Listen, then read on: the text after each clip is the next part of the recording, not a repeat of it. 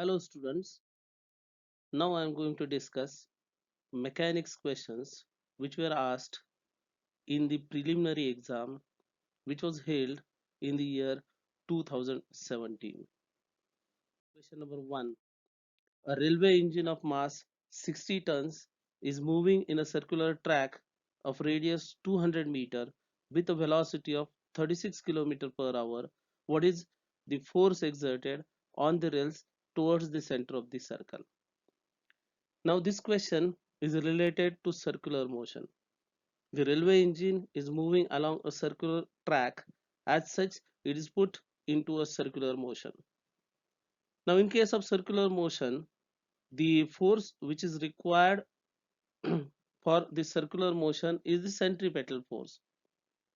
And this centripetal force will be provided by the rails and which will be acting towards the center of the circle, but this centripetal force will be equal to centrifugal force, and the force is given as mv square by r.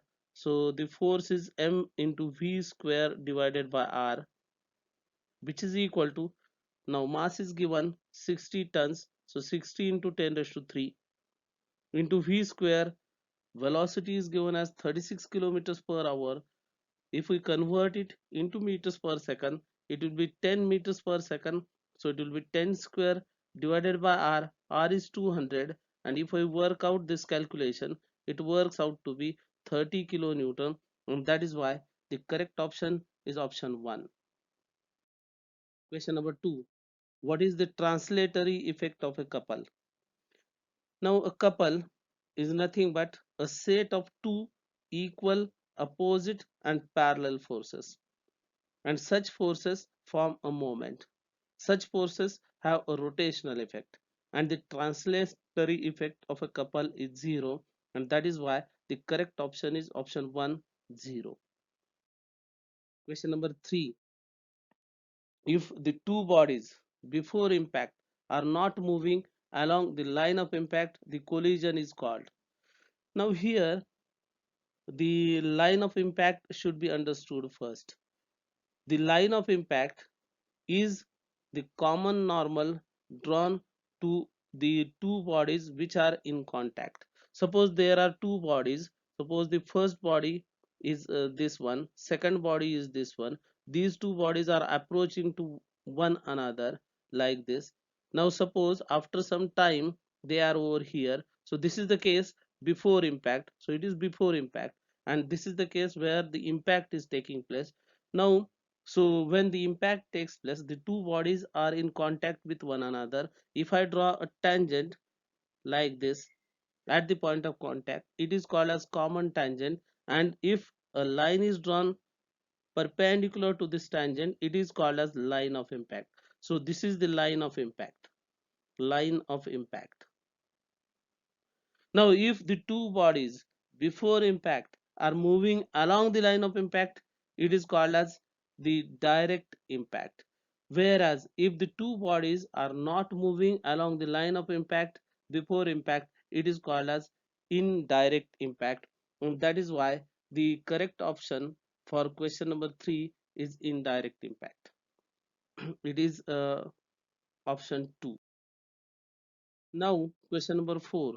The mass moment of inertia of a cylinder having radius r and mass m about its axis is equal to. Now, the mass moment of inertia of a cylinder is 1 half mr square. Option 1 is the correct option.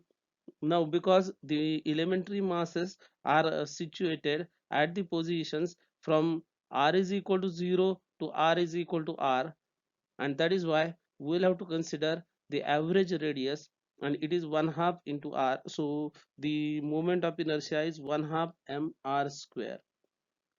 Now, so correct option is option 1. Question number 45.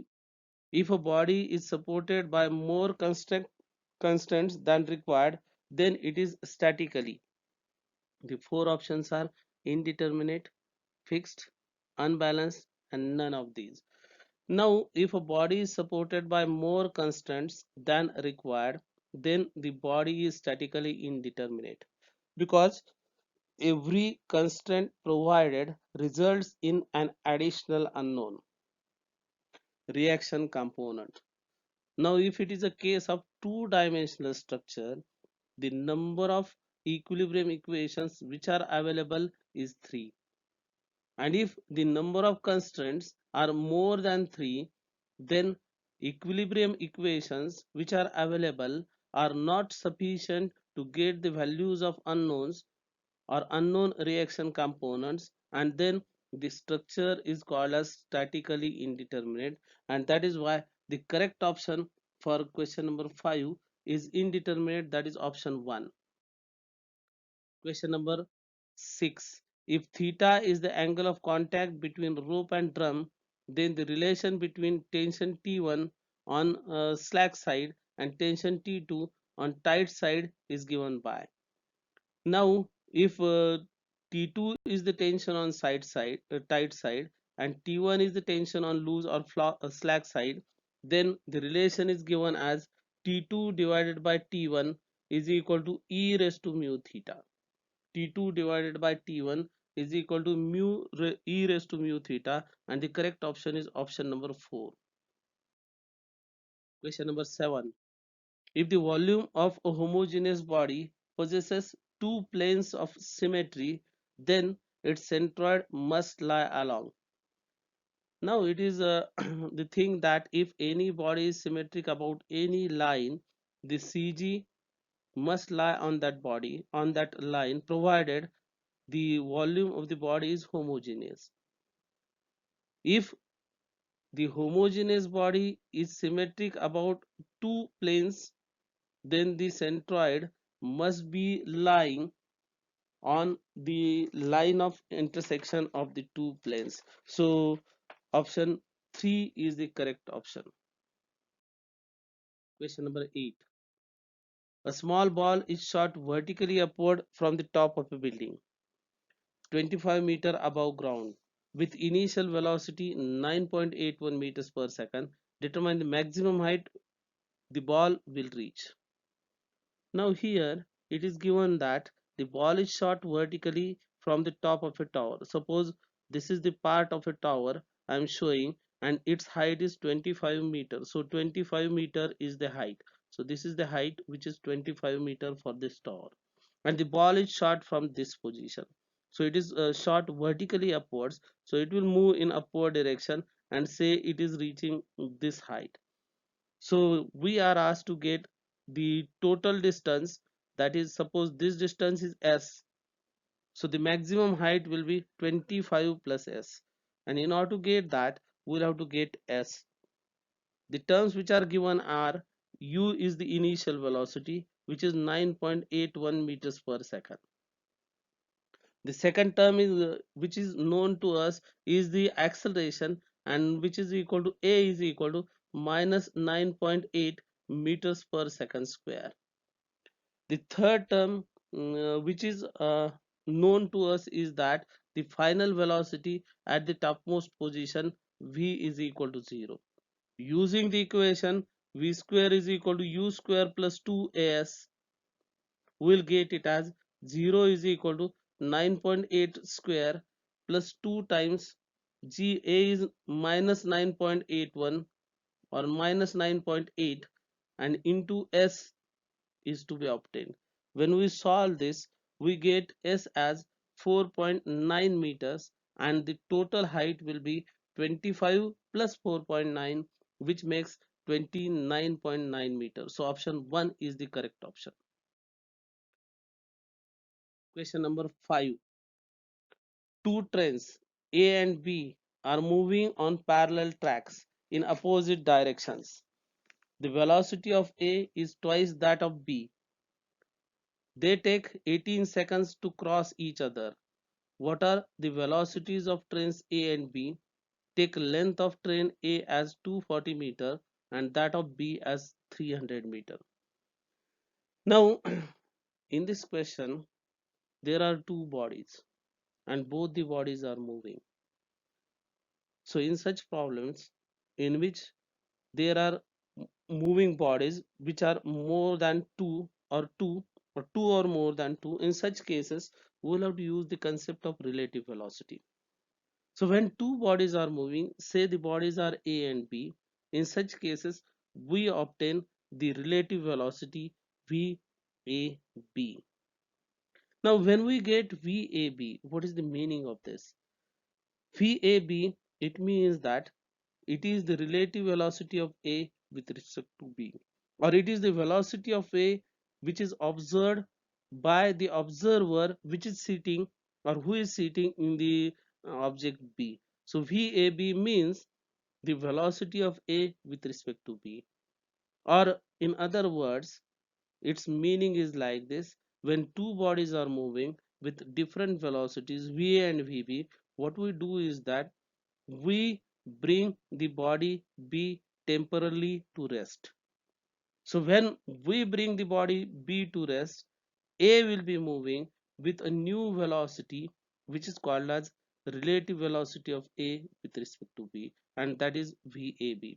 So in such problems, what we do is that we get the relative velocity.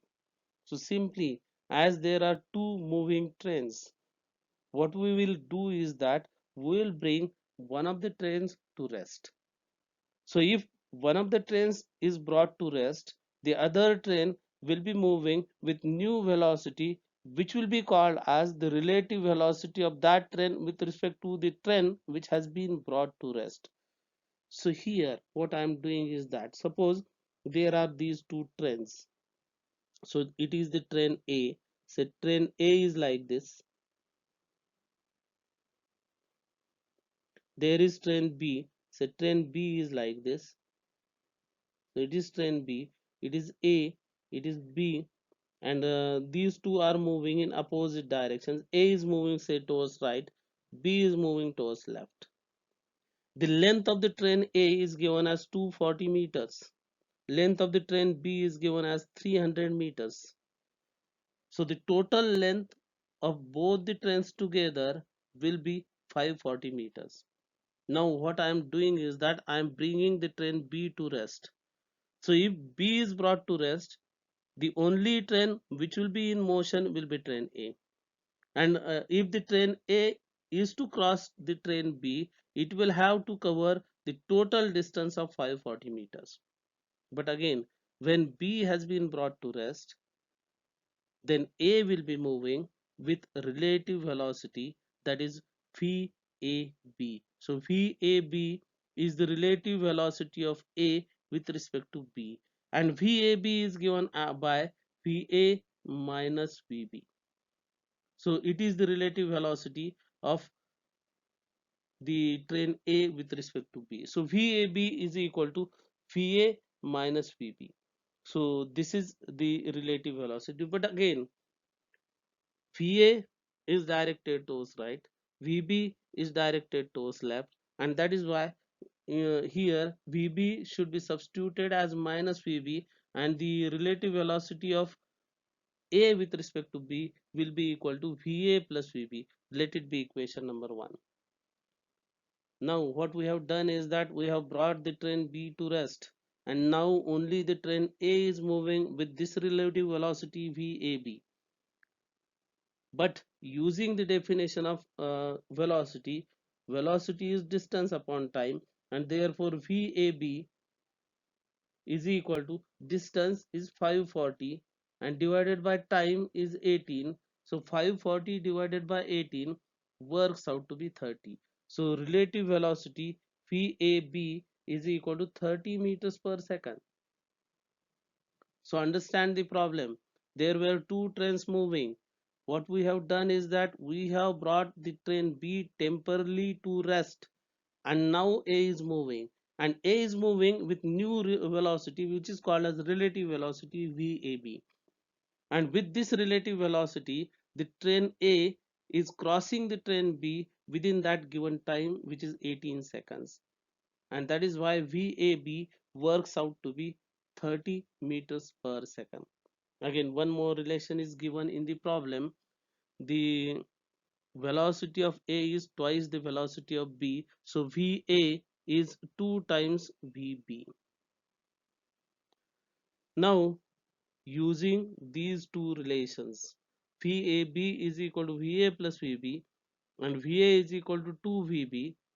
VAB is already known 30 meters per second. When we substitute these values or when we solve these two equations together, we'll get VA as 20 meters per second and VB as 10 meters per second. VA is 20 meters per second, which means 72 kilometers per hour, and VB is equal to 10 meters per second, which means 36 kilometers per hour, and that is why the correct option is option 1. Now, question number 11.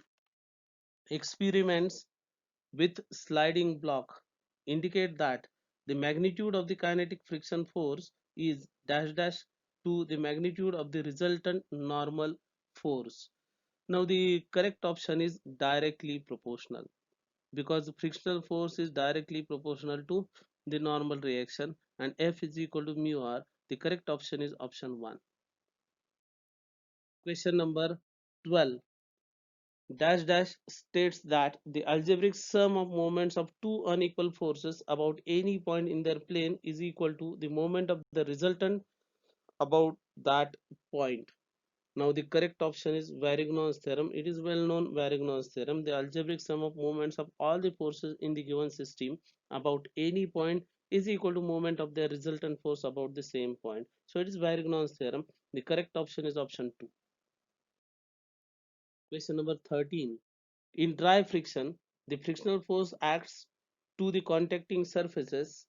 Now actually it should be dash dash dash fill in the blanks type of question, acts dash dash dash to the contacting surfaces in a direction opposed to the motion or tendency for motion of one surface relative to the other.